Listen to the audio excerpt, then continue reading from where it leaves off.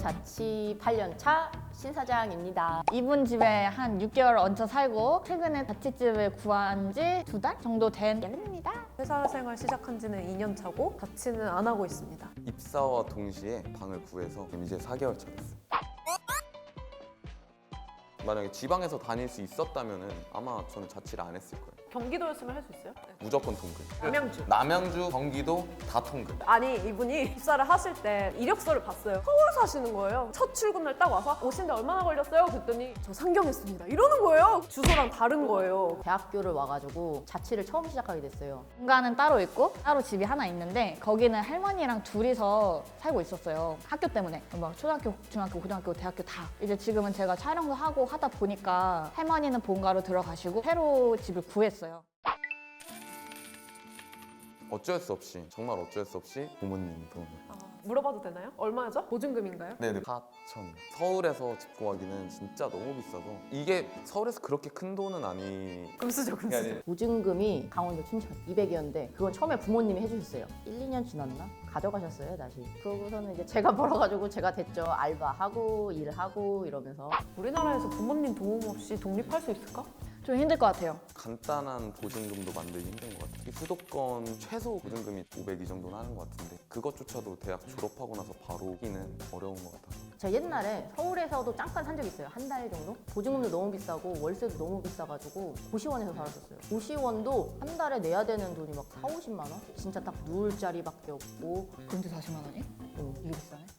친구들이 이제 취업을 해서 서울에 오잖아요. 부모님이 거의 처음에 해주시는데 그거 아니고 혼자서 일해가지고 와야 된다 그러면은 3, 4개월 동안은 일해가지고 좀 모아야 되지 않나. 그리고 만약에 진짜 이걸 전세로 오려고 하면은 못 오죠. 아니면은 직장 생활을 해서 1, 2년 모으고 그래서 신용도를 높이고 전세금 대출을 받아서 그렇게 가야 되지 않나. 아마 직장 생활을 하더라도 독립을 어찌됐든 하려면 대출이 필요할 것 같아요. 근데 결국은 그럼 회사를 다녀야 돼.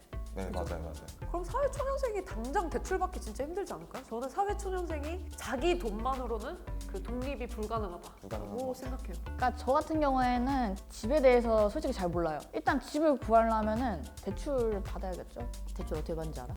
은행 가서 대출할래요 하는 거 아니야?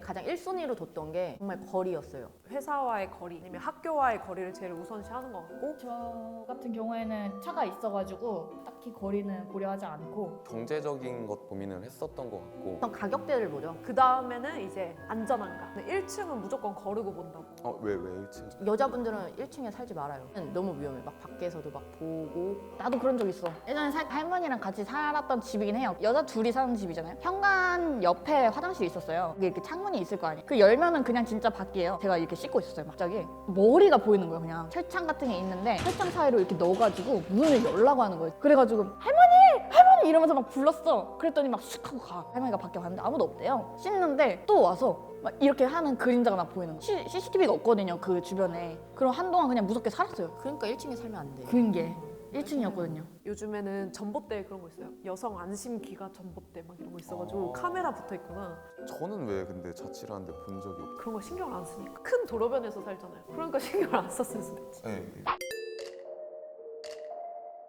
자취를 하고서부터의 생활은 더 이제 힘들어지는 것 같아요. 뭐 월세도 달마다 내야 되고 관리비도 따로 내야 되고. 공과금, 전기세, 가스비, 핸드폰 요금, 그리고 한 달에 최소 식비. 아, 나 차값도 있으니까. 교통비도 따로 있다 보니까 단순히 그 자취 하나 이제 들어와서 사는 것보다도 그 외적인 비용들이 너무 많이 들어서 150? 이제 한 달에 고정 지출이 정말 그 정도인데 150 이상을 벌어야 되는 거죠. 현실적으로 200일 때 한 27부터 그런 안전하고 집도 상태가 멀쩡하고 이런 집을 찾다 보면 가격이 높아지고 뭐 보증금이 높아지고 전세값이 높아지니까 대출을 받거나 부모님의 도움이 필요할 수밖에 없다. 자, 자취하니까 좋은 부모님 신경에서 일단 아웃된 거. 보증금 부모님이 해주셨는데 부모님이랑 떨어져서 너무 좋다. 엄마 미안해. 자, 두 번째. 늦게 들어가도 뭔가 통제받는 게 없어서 좋은 것 같아요. 결국은 부모님 잔소리 안 들어서 좋다예요.